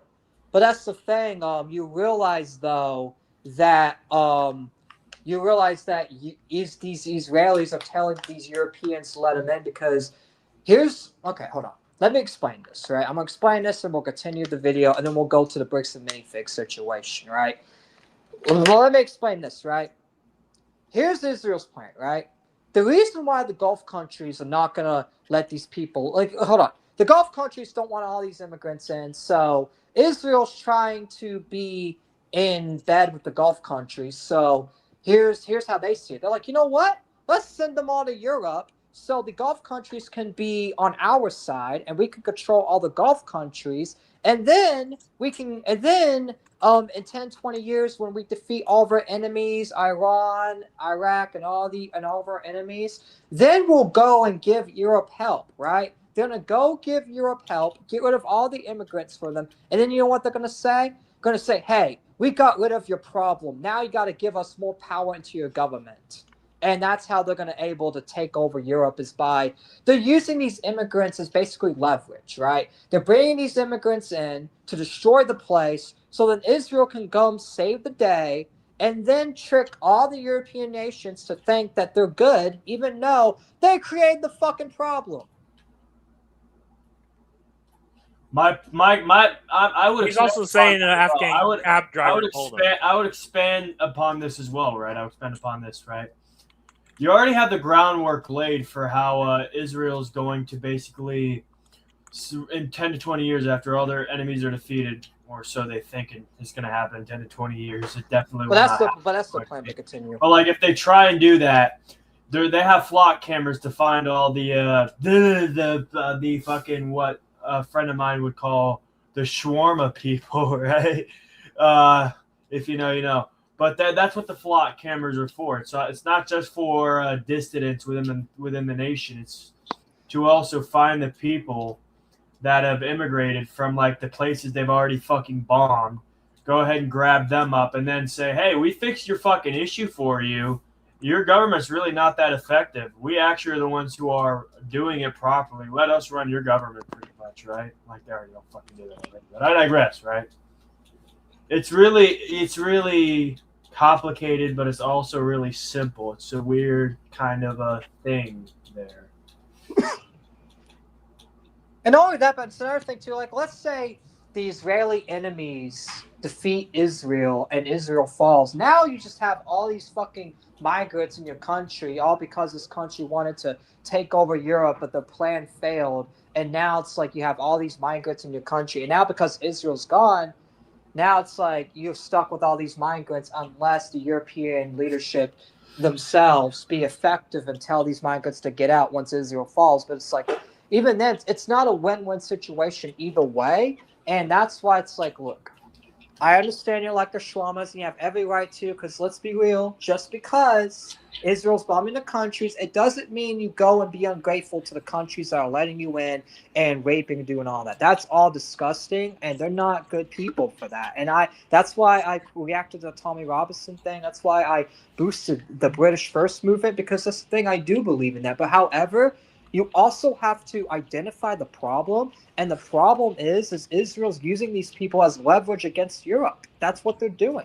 They're using these people as leverage because once Israel, in their mindset and their planning, is like if they defeat their enemies, they're just going to go and use the flock cameras, like Dan says, to go clean up all the illegals and then say, and all the migrants that y'all hate, and then they're going to tell you guys, hey, we fixed your problem, so you guys should vote us in and overthrow Europe and make Europe part of Israel. And then boom, now everyone's basically on the planet could be ruled under Jews, under the false Jews, in my opinion, because I don't even think the Jews are the false Jews from the Bible, because guess what? They tricked us into thinking they are. That's how they do it. They will literally help you and give you a helping hand and then say, okay, we gave you the helping hand, now you are our bitch.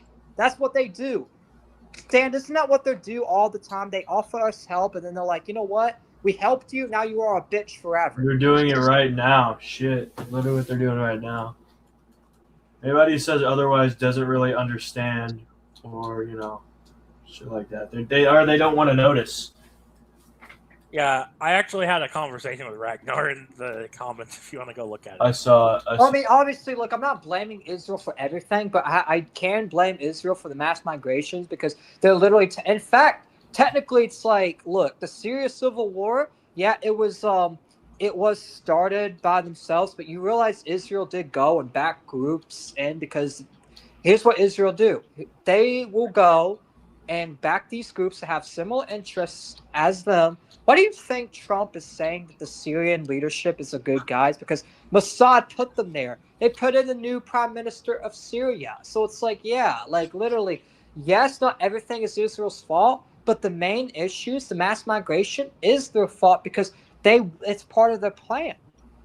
It's part of why else won't they tell them to go to Saudi or go to Israel, go to other countries that are in that region? It's because Israel doesn't want these people in their region because they are using these people as well to corrupt to basically influence the Gulf countries. So to telling the Gulf countries, hey, look, we kept all these illegal. Hold on. Let me finish real quick. And this is the last point, and we'll unpause the video and let it play for a little bit, and then we'll get to the bricks and minifix thing. But that's the thing, right? That's the thing. Their plan is basically, but that's the thing. Here's what they're doing in the Gulf countries, right? They're telling the Gulf countries, look, we sent all these illegals to Europe. They're not your problem anymore. You are not affected by this war because we helped you. And all these Gulf countries like the UAE, Saudi Arabia, Qatar, all these Gulf countries are twerking for Israel because Israel kept all these fucking illegals going to their countries, and they're telling them, hey, we stopped them from coming here. So, because they tried to go into these Gulf countries first, and the Gulf countries rejected them. And Israel's taking credit saying, hey, look, we helped you reject these people. We sent them all to Europe. So now you have to be on their side. And not now, why do you think the UAE, Saudi, Qatar, Kuwait, why do you think they're all twerking for Israel going, yeah, they're killing our enemies and taking our illegals away to Europe, yeah. In fact, they're literally benefiting the shawarma countries by doing that because now the shawarma countries don't have to deal with all these fucking violent Muslims that they should be helping because that's their own people. All right, unpause the video. I made that point. Sorry, 67. And has been encroaching upon all of them, getting rid of these villages, killing their livestock. 67. Sorry, I'll have to respond to Ragnar. You realize Israel and the CIA backed ISIS, right? They've backed the Kurds. They backed all kinds of terrorist groups. Bibi Netanyahu funded Hamas. You want to know how Hamas even had rockets? Bibi Netanyahu funded them because before October 7th... these people are playing both sides, Ragnar. Yeah. They're doing it It's not black and white. It's not black and white. It's not black and white. No, it's not, because that's the thing. Because even though Hamas and Israel hate each other, Bibi Netanyahu funded Hamas because he wanted Hamas to go after other... The only thing black and white in this situation is fucking Bibi Netanyahu's childhood photos, bro. Let's fucking be completely real about this, okay? This is like... There's so many they're playing both sides because guess what? When they play fucking both sides, they make money from both sides. They get more power and legitimacy from both sides, right? That's why they're playing both sides. The CIA has funded numerous terrorist organizations that start civil wars, right? We started civil wars ourselves, same as the IDF. Let me finish explaining the Hamas thing, too. It's like, they funded Hamas to go after other Palestinian groups, but you know what Hamas decided to do? After they killed the other Palestinian groups that Israel wanted them to do, they're like, you know what?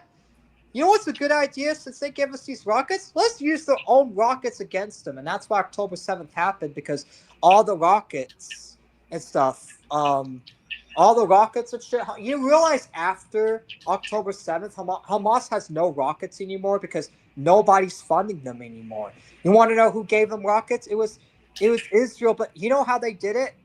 Let me tell you how they did it to make sure that Bibi didn't get caught, right?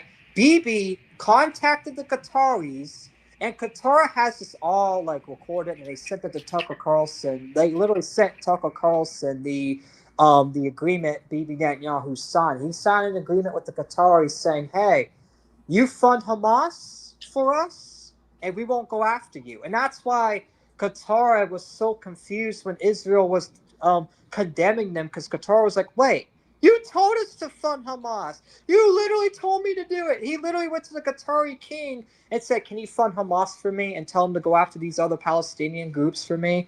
And then they do it, and then all of a sudden, and then Israel puts the blame on Qatar. And that's why the Jew cries out and that's why, hold on, let me finish.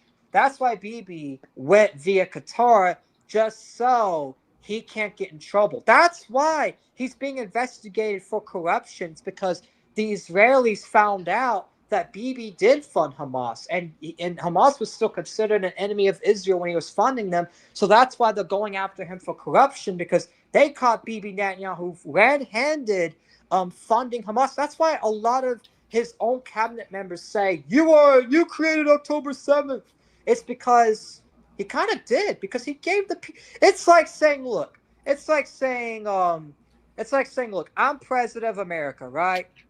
What if I funded Iran and then Iran attacked us? Would not be a piece of shit leader if I funded Iran and then they ended up attacking us and I knew they were an enemy? Would I be a traitor to America by doing that? Okay, this is as simple as this, right? This is simple as this. If America, like, this is basically what it could be. Say I'm president of the United States. We're getting ready to go to war with Iraq, right? Hey, look, man, we're about to go to war with Iraq. So, Mr. Afghanistan, man, if you fund these specific rebels that would help us fight against the Iraqis, we won't come after you next. And we go after them anyway. And the people that we told the Afghans to fund. Oh, wait, it's the exact same shit that probably fucking happened during the global war on terror. This happens all the time, right? All the time. Yeah. It's called funding somebody. I have something to say, too. Yeah, go ahead, yeah. There's actually a real-life example of this here in the U.S. Mm-hmm. You know all the pilots that flew the planes into shit in 9/11? Yeah, they were all taught. They were all taught here in the U.S. from what I remember.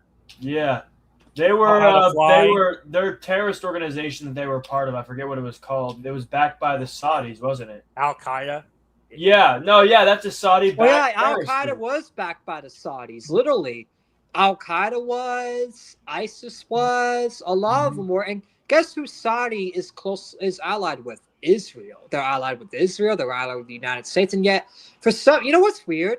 We condemned Iran for allying with terrorist groups, and we should, because no one should be. But why did we condemn Saudi for doing the same thing as Iran? They're both Muslim countries. They're both shawamas. Why not condemn? It's because, guess what? Saudi is following the Zionist playbook. Iran isn't, and that's why there's a difference. That's the only reason why there's a difference, because Saudi follows Zionist rules. In fact, the crown prince, everyone's kissing his ass, he actually created the law himself to pull all support from Palestine from all public businesses and said, look, we don't care. He literally went on TV and said, we don't care about Palestine and Saudi. That's how you know he's bought out. He's literally bought out because look. Well, I mean, in this case, it's also a preservation tactic, because if he didn't do that, guess what? His country would be next in line on the fucking chopping block. I tell you that. How much money they fucking have. So I mean, quite frankly, I can't blame him, right? I can't blame him. I'm just. But I mean, it's still bad. Who I can blame? You want to know who I can blame? Israel and Benjamin Netanyahu, because they don't have to fucking keep on doing this shit, right? I mean, the reason why terrorism is exploding in well, that's one fucking way to put it, but it's skyrocketing, another way to put it, in recent years is due to the instability and all the shit we're doing in the fucking countries where the terrorists fucking come from. Are you done? Yeah. All right. Let's continue. We'll play 5 more minutes of it, and then I'll tell you why this whole Wakanda thing matters, and then Dan can explain, and y'all can give your final takes and all that, and then we'll go to bricks and minifigs. All righty. Beating Palestinians, and Obama just said, hey, yeah, like, I don't like that, and Netanyahu hated him for it. And now, fast forward almost a decade later, you got Khanna talking about the war crimes, or not the war crimes, but the crimes and the brutal military occupation against the Palestinians in the West Bank, and he's there, and he got detained for it. So, and now all of these right-wing outlets are saying he's lying, he's making it up. They want to cover for this. This is a desperate cover from the right. In October, J.D. Vance and Donald Trump were being asked by a lot of. This could be my last time pausing, and today I'll just let him fully explain, and we'll get to and then we'll do this segment of what matters. But I just want to debunk this, right? The right wingers are saying that this is all made up. Then why? For one, he can literally get removed from his position by lying like that because he's an American congressman, for one, and for two. It was literally aired on CNN of him literally getting detained, telling a story. And you're going to say it's all fake? That's how you know these right-wing people don't care about the truth. Go ahead, tell the story about this. Back in middle school, we actually had a human rights organization that was giving aid to Palestinians in Gaza, right? They talked about all and showed pictures of all the horrible shit the IDF and Israeli people in Gaza were doing. Because at the time we were talking about like human rights and shit in school, and yeah, that. But yeah, the people of Palestine, they're literally being abused and beaten by these people. I mean, yeah, these people are bad to them because they just, yeah. The only crimes the Palestinians have really done against the Israel in retaliation is blow themselves the fuck up. And that's the thing. And another thing too, it's like not all Palestinians are a part of them. And that's another thing too. It's like I'm a Christian speaking about this. Like here's why I care about it. It's because there are Christians being killed. They even say, "Hey, we're not Hamas," and then they're like, "Oh, we don't care. We're gonna torture you to dogs," and they fucking have dogs. Like there's just so much dark shit that I've been seeing and shit and hearing through like all this stuff. It's like all proven. It's just like that's why I've been talking about this. And that's the thing. Yes, I'm not schwamming, but it's like killing innocent people is wrong, especially after Hamas is already defeated. There should be no reason why these people are being targeted, especially if these are just people living their lives. Like I've seen a lot of these fucking videos of like I saw this one video of a little girl fucking like bleeding the fuck up after getting beat from an IDF soldier, and she's saying, I need somewhere to go. And it just makes my heart kind of like pow. And no, I wasn't marking them. That's just how they sound. It just made me actually want to cry seeing that because it's like that's a child. That's an innocent child with a stuffed animal. It's like how can you say that's a terrorist? They're gonna grow up as a terrorist when even after they're being beaten up and bloody, they're still walking around like innocent children with. And with they wonder why teddy bears. people fucking start terrorist organizations and start fucking targeting them. That's the fucking shit that causes shit like that to happen. You're literally making the terrorists your fucking self by doing that stupid shit, right? Yep. All right. Is there I've anything seen else? a few. Oh. Hold on, I'll say one more thing and we can unpause. I've seen a few CNN interviews of like them interviewing like Hamas militants, and they just say, "Look, I don't even want to be in this fight or field. I'm only in this organization because Israel killed my family, and I'm willing to die because my family's dead, and I have no reason to live anymore." You're literally giving these people no reason to live anymore by killing the siblings, kids, parents, all this, and you're killing everything around them, and they're going to be killed next. So it's like in their mind, they're thinking as be killed to be killed. It's like technically, it's like you do kind of have to put yourself in their shoes. That's what Dan and Torrin was saying, and Dan and Torrin are completely correct about this. And so am I. Brad, we can unpause it, unless Dan has anything else. Dan? No, I'm good. All right, you're good. Borders, because violence is ramping up in the West Bank. Hey, is it going to annex the West Bank? It seems like that's where the wind is blowing. That seems like that's where we're headed. And they said, no, they're never going to do that. That's going to continue to be our mission. You know, J.D. Vance answered that question famously on the tarmac outside of Air Force Two. And lo and behold, now Khanna's there exposing the war crimes, and things have only gotten worse, and we're in July. So again, it's just like everywhere you look, they're doing all the things that are favorable. And, you know, I wasn't surprised, you know, and think about it. An American politician is being quote unquote abused and or detained. Imagine the Palestinian. Just looking at it, and these hoodlums come in with machine guns, an M4, an American-made machine gun, and they detain us. They block off the road. And then they call the IDF, and the IDF is on their side, not on the side of the Americans. Absolutely true. And I have video evidence to show you this. Not with Khanna's situation, but with others. All right, pause it. All right, Go back to the political is on their side, not on the side of the Americans. Absolutely true. And I have video evidence to show you this. Not with Khanna's situation, but with others. All right, so I'm going to read it. Unless, Dan, you want to read it? I'll read it. Yeah, I'll read it. The Israeli military said troops and police officers intervened after receiving a report of settlers blocking vehicles near Kirbet Zanuda. I think that's how you say that. I don't know how to say that.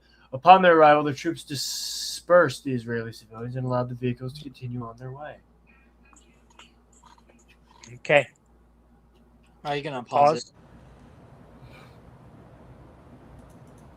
it? All right, so let's political donors. And what and just to kind of, well, it's fresh, right? To show you guys this before we get sidetracked, because I have a bad habit of doing that.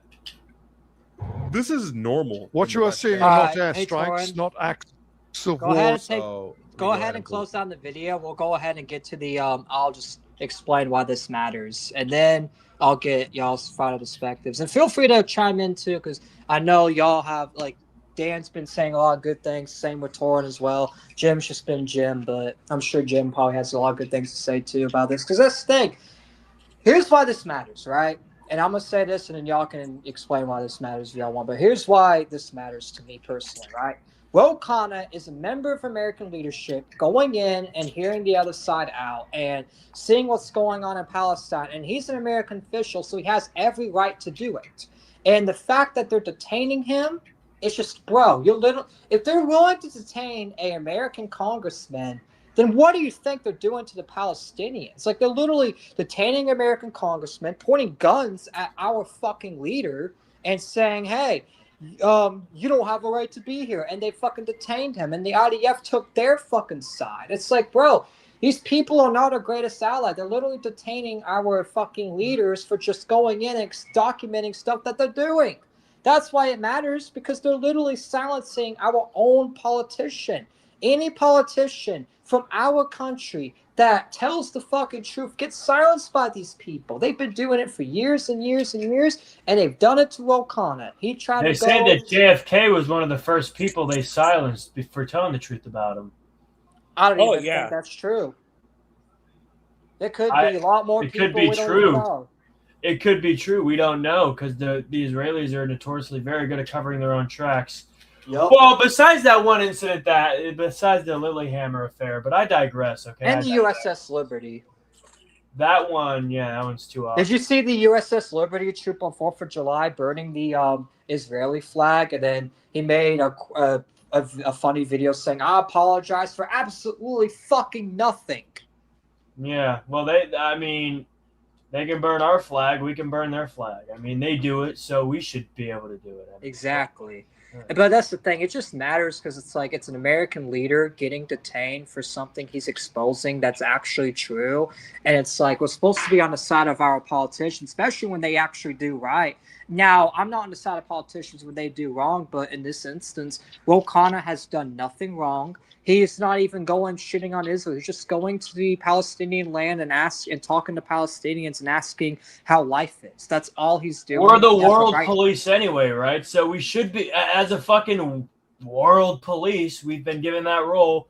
We should see both sides of a fucking situation before acting, right? That's kind of that's what the fucking police does, right? And we're seen as like a world police because of how much military might we have. Exactly. It's like we're literally doing what we should have been doing fucking since we got that fucking title, basically, right? Exactly. We want to, like, you brought up such a good point, Dan. We want to be the world police, but then we actually be the world police fairly and we get stopped for it. Like, oh, you can only be the world police, but only for this group, only for this narrative, not for the actual truth. See, they want us to be the world police for Jewish supremacy, not for actual, because that's the thing. Because they believe the world belongs to them, but it doesn't. Because if the world belonged to them, they'd be the only fucking people on the world, quite frankly. But they're not. So exactly, God gave us life. That is one of the few things I'll say is completely black and white. If the world was just for the Jews, then the Jews would be the only motherfuckers on the earth, pretty much, right? That is an Occam's razor, right? Right. That is a principle right there that fits, right? This is the most plausible explanation. It's just not. Okay, it's probably just not just for the Jews, I guess, of Israel. No. And in fact, if the world was for them, when they killed Jesus, God wouldn't have destroyed the temple for killing Jesus if the world was for them. Not only that, if the Jews were so right and Jesus was a crazy person and we're all just crazy people, then why did God destroy the temple when they killed our Lord and Savior? Like, as soon as they killed the Lord and Savior, the ground started earthquaking, and then the Bible literally said the temple got destroyed. It's like, also, apparently there was a worldwide darkness that happened that day too, and apparently worldwide darkness and a blood. You know, NASA. I don't mean to cut you off, but they confirmed it actually happened. Yeah. Yeah, NASA literally had a red moon. And no. NASA proved that the red moon happened. NASA scientifically proved that the world was in darkness that day. So it's like, if we were all in the moon? wrong, Yeah, if we blood were moon. all in the wrong and Israel was in the right, then why did the world go dark that day? In fact, even now, remember they tried to censor this in the media, but I saw this. There were a bunch of crows in Israel surrounding Tel Aviv, and then they left. And I looked at the Bible verse from the Bible itself, and it says that if crows go into a place and they leave, that means God is saying, declaring, according to the Bible, declaring that he's not on their side. And if the crow thing is God doing that, then that's God saying, hey, I'm not on the side of you. You guys are Why taking were it all way the too bees far. fucking on the airport? Like, did you see all that the bees and shit on the airport too? Did you see that? Yes.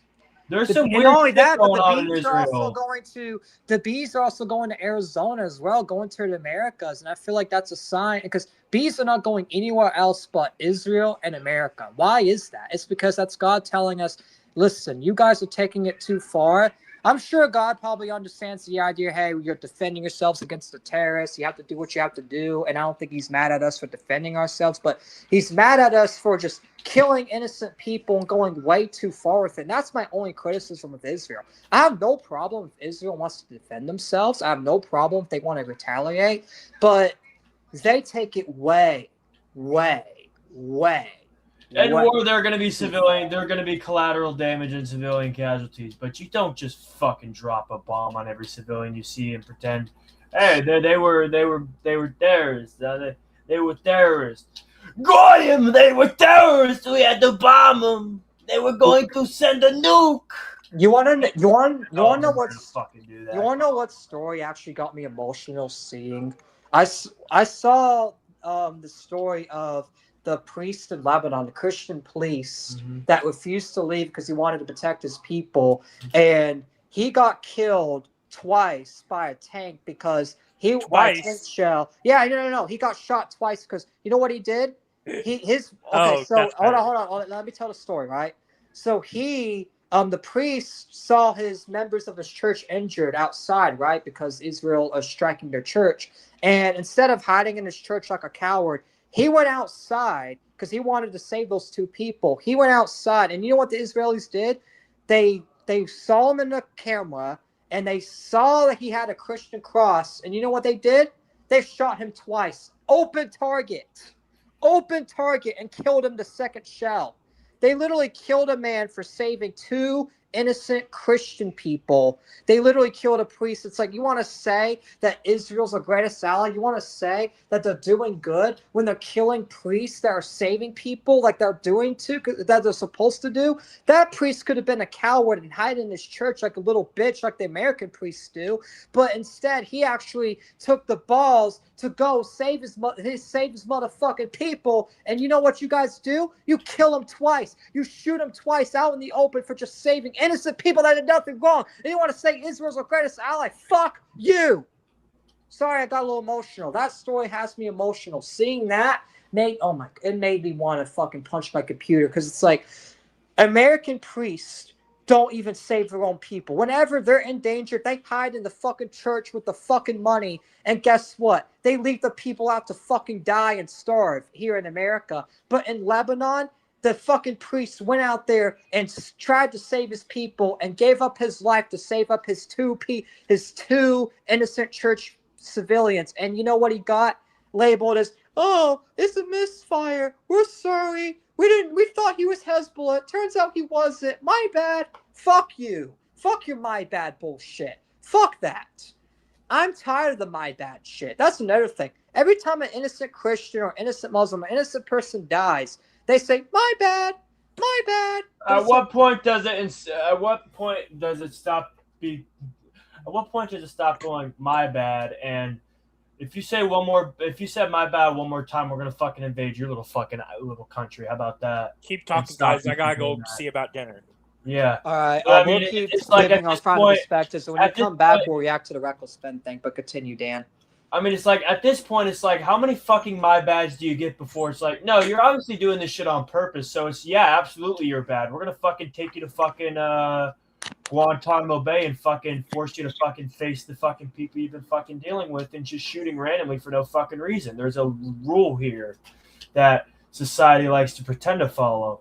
You don't fucking you don't kill innocent fucking civilians on purpose.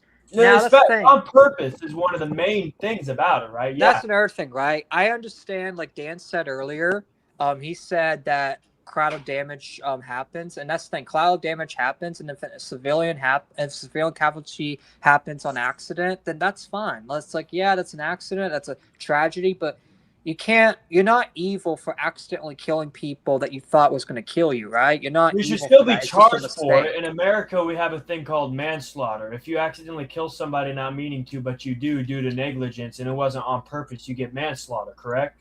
Exactly. But yeah, Israel doesn't. In fact, Israel, though, they don't get manslaughter. They just get to say, my bad. They don't even get a fucking slap on the wrist. They don't even get a slap on the wrist. They actually get a pat on the fucking ass, right? They get a pat on the ass. Keep on doing it. Keep on doing it, bro. Keep on doing it. You sexy motherfucker. Keep killing them fucking goyim, pretty much, right?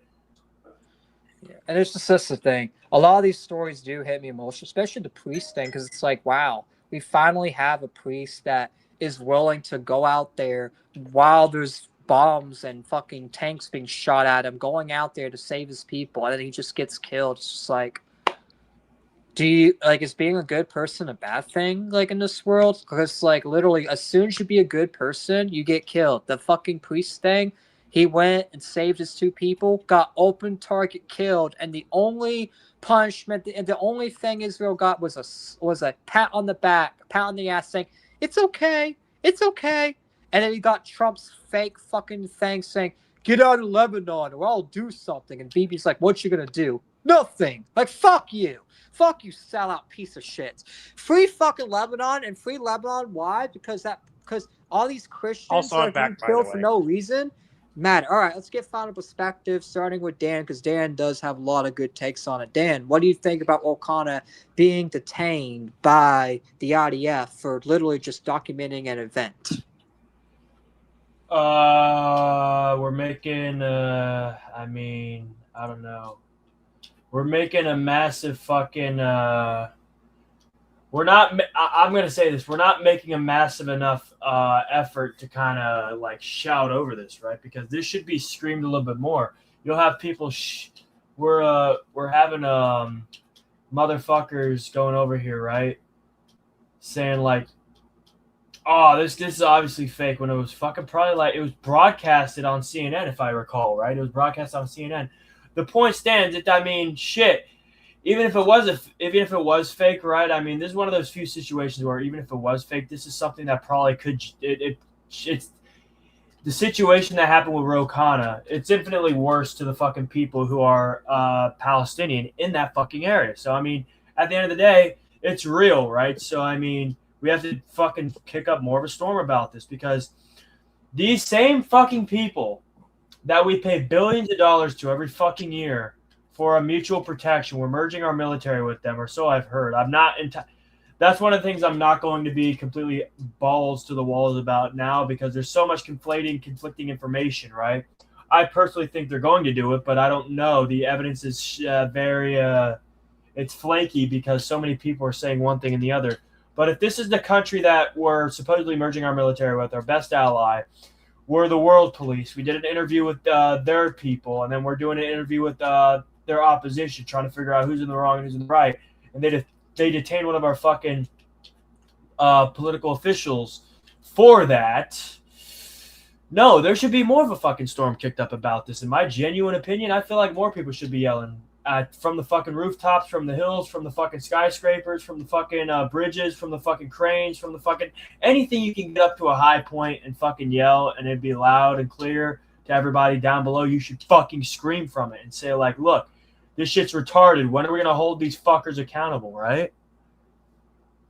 That's my biggest issue. They need to be held accountable, and more people should be making a fuss about it. Not to interrupt. Nothing happens if we don't fucking talk about it.